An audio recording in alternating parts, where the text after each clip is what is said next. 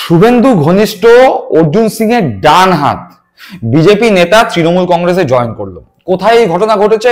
এই ঘটনা ঘটেছে ব্যারাকপুর লোকসভা কেন্দ্রের অন্তর্গত বীজপুর বিধানসভায়। আপনাদের অবগতির জন্য জানিয়ে রাখি, বীজপুর বিধানসভার তৃণমূল কংগ্রেসের বিধায়ক সুবোধ অধিকারী, তিনি যে শুধুমাত্র একটি বিধায়ক এটি বললে অন্যায় করা হবে। তার কারণ 2019-এ যখন তৃণমূল কংগ্রেস থেকে একজন নামি দামি নেতা নেত্রী দল ছেড়ে বিজেপিতে জয়েন করছেন, ঠিক সেই সময় উল্টো রাস্তায় হেঁটে সুবোধ অধিকারী 2019 লোকসভা ভোটের পরে জুন মাসে তৃণমূল কংগ্রেসে জয়েন করেন এবং এই সমগ্র ব্যারাকপুর মহকুমা অঞ্চলে অর্থাৎ বীজপুর থেকে শুরু করে ওদিকে দমদম পর্যন্ত যে সন্ত্রাসের বাতাবরণ বিজেপি সৃষ্টি করেছিল তার বিরুদ্ধে বলা চলে একার কাঁধে লড়াই দেন। মূলত তার নেতৃত্বে ভর করেই কাঁচরাপাড়া থেকে ব্যারাকপুর অর্থাৎ ব্যারাকপুর লোকসভা কেন্দ্রে তৃণমূল কংগ্রেস ঘুরে দাঁড়াতে থাকে। তারপর গঙ্গা দিয়ে বয়ে যায় অনেক জল। 2021-এর বিধানসভা নির্বাচনে তৃণমূল কংগ্রেসের প্রতীকে বীজপুর বিধানসভা থেকে প্রতিদ্বন্দ্বিতা করেন সুবোধ অধিকারী এবং জয়ী হন। তারপর থেকে বীজপুর শান্ত, দখল হয়ে যাওয়া পার্টি অফিসগুলো একে একে উদ্ধার হতে থাকে। যারা ভয়ে ঘর ছাড়া ছিল তৃণমূল কংগ্রেস কর্মীরা তারা এলাকায় ফেরে, তৃণমূল কংগ্রেস পুরনো ফর্মে ফিরে আসে। তৃণমূল কংগ্রেস নেতা, তৃণমূল কংগ্রেস কর্মীরা বীজপুর বিধায়ক সুবোধ অধিকারীর নেতৃত্বে সংগঠিত হয়ে এই বিধানসভার অন্তর্গত হালিশহর এবং কাঁচরাপাড়া পৌরসভাতেও 2022 সালে জয়লাভ করে এবং দুটি পৌরসভাই নিজেদের দখলে রাখতে সমর্থ হয়। তারপরেই 2024-এ লোকসভা ভোটে তৃণমূল কংগ্রেসের প্রার্থী হন পার্থ ভৌমিক এবং তিনি প্রার্থী হয়েই বলেছিলেন যে আমার মূল লক্ষ্য ব্যারাকপুরকে সন্ত্রাস মুক্ত করা, ব্যারাকপুরের গুন্ডারাজ খতম করা। একথা আপনারা সকলেই জানেন যে এই ব্যারাকপুর ছিল অর্জুন সিং এর বিচরণ ক্ষেত্র। এই ব্যারাকপুরের আনাচে কানাচে ব্যারাকপুর লোকসভার অন্তর্গত 7টি বিধানসভা, বীজপুর, নৈহাটি, জগদ্দল, ভাটপাড়া, নোয়াপাড়া, ব্যারাকপুর আর রামডাঙ্গা, এই 7টি বিধানসভার আনাচে কানাচে অর্জুন সিং এর বেশ প্রভাব ছিল। স্বভাবতই তার একটি টিম ছিল যাকে ক্রিমিনাল টিম বললেও অত্যুক্তি করা হবে না। ধীরে ধীরে ধীরে ধীরে পার্থ ভৌমিক জেতার পরে সেই ক্রিমিনাল টিমের প্রভাব প্রতিপত্তি কমতে থাকে। ব্যারাকপুরের রাশ অর্জুন সিং এর হাত থেকে আলগা হতে থাকে। আর কিছু সংখ্যক তৃণমূল কংগ্রেস কর্মী যারা তথাকথিত অর্জুনপন্থী ছিলেন, অর্জুনের সঙ্গে তৃণমূল কংগ্রেস করতেন, তারা 2019 সালে অর্জুন যখন তৃণমূল ত্যাগ করে বিজেপিতে যায় তারা অর্জুনের সঙ্গেই তৃণমূল ছেড়ে বিজেপিতে জয়েন করেছিলেন। অর্জুন তাদের দিয়ে খাটিয়ে নিয়েছিল 2019-এর লোকসভা ভোটেও, 2021-এর বিধানসভা ভোটেও, 2024-এর লোকসভা ভোটেও তার ব্যতিক্রম হয়নি।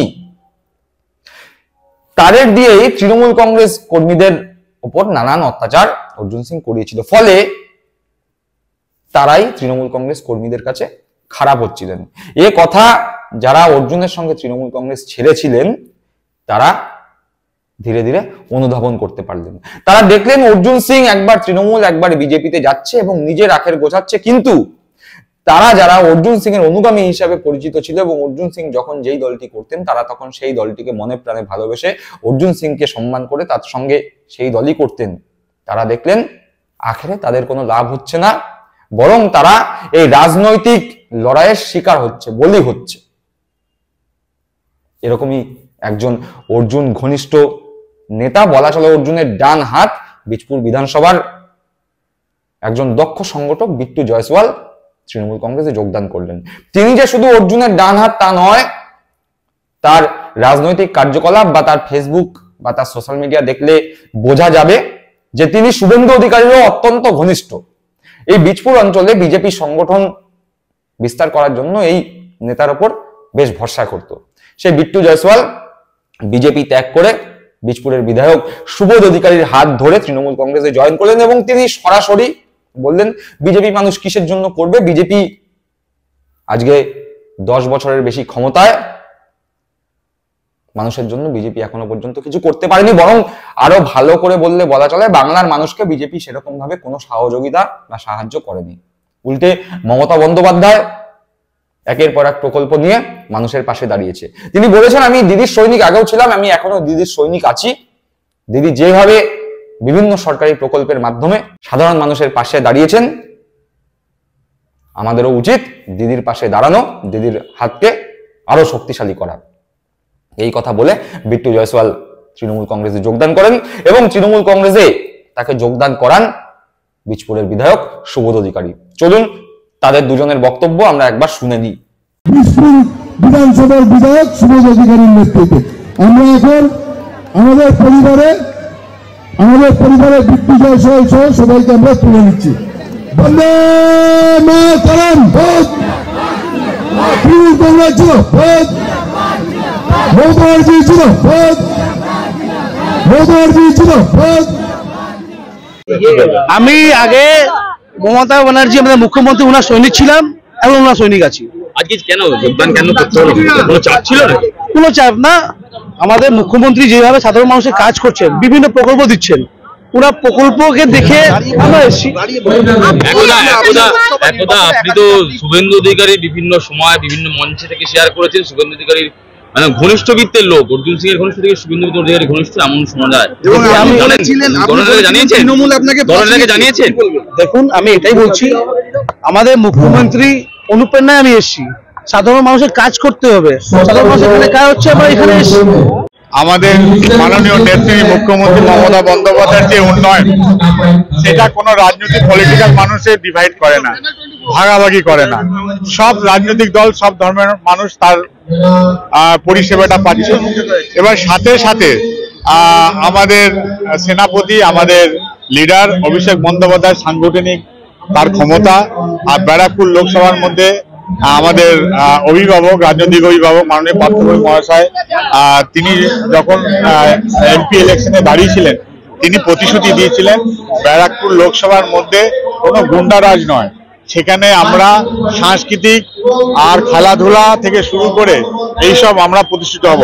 সেই প্রতিষ্ঠিতকে করার জন্য আজকে বিজেপি তরফ থেকে অনেক পদাধিকারী আপনারা জয়েন করেছেন। বিট্টু জয়সওয়াল পুরনোই আমার ভাই, ছোট ভাই, সে আমার জয়েন করেছে। আরো সরকারি প্রকল্পে অনেক কিছু তাদের মানুষের কাছে পৌঁছে দেওয়া, এই যে সরকারি প্রকল্পগুলো পাচ্ছে, আমাদের রাজনৈতিক ভাবে হোক আর সরকারি ভাবে হোক মানুষের দোয়ায় ধরে পৌঁছে যাওয়া, সেটাতে উৎফুল্ল হয়ে সে আজকে ব্যারাকপুর লোকসভার মধ্যে বীজপুরে তারা সবাই শান্তি চায়, কেউ অশান্তি চায় না। সেখানে দাঁড়িয়ে তারা প্রায় 250 জন মতন বিজেপি ছিল, তার তৃণমূল জয়েন করে। শুনলাম বিট্টু জয়সওয়াল যিনি তৃণমূল কংগ্রেসে যোগদান করলেন তার বক্তব্য, শুনলাম বীজপুরের তৃণমূল কংগ্রেসের প্রতীকে জয়ী বিধায়ক সুবোধ অধিকারীর বক্তব্য। অর্জুন সিং এর কপালে চিন্তার ভাঁজ এখান থেকেই পড়া শুরু হলো। তার কারণ, যে ব্যারাকপুর লোকসভা নিয়ে অর্জুনের গর্ব হতো, যে ব্যারাকপুর লোকসভা অর্জুনের হাতের তালুর মধ্যে বন্দী ছিল, সেই ব্যারাকপুর লোকসভার অন্তর্গত 6টি বিধানসভায় তৃণমূল কংগ্রেস জয়ী। নিজের এলাকায় ভাটপাড়ায় অর্জুন সিং তার ছেলে পবন সিংকে দাঁড় করিয়েছিল, পবন সিং জয়ী হয়েছে, কিন্তু অর্জুন বিলক্ষণ জানেন যে 26-এর বিধানসভা ভোটে ভাটপাড়াও তার হাতের বাইরে চলে যাবে। এদিক ওদিক সেদিক অর্জুনের ঘনিষ্ঠ বৃত্তের বিভিন্ন মানুষ যারা বিজেপিতে ছিলেন, তারাও এই বিট্টু জয়সওয়ালের মতো দল ছাড়তে তৈরি আছেন। বিট্টু দল ছাড়ার সঙ্গে সঙ্গে আরো অনেক বিজেপি নেতা কর্মী দল ছাড়ার জন্য প্রস্তুতি নিচ্ছেন। যে কোনো মুহূর্তে তারা ব্যারাকপুর লোকসভা কেন্দ্রে অন্তর্গত 7টি বিধানসভার বিভিন্ন অঞ্চল থেকে বিজেপিতে ধস নামিয়ে তৃণমূল কংগ্রেসে যোগদান করবেন। ফলে অর্জুনের যেটুকুনিও প্রভাব এই এলাকায় রয়েছে, সেই প্রভাবটুকুনিও থাকবে না।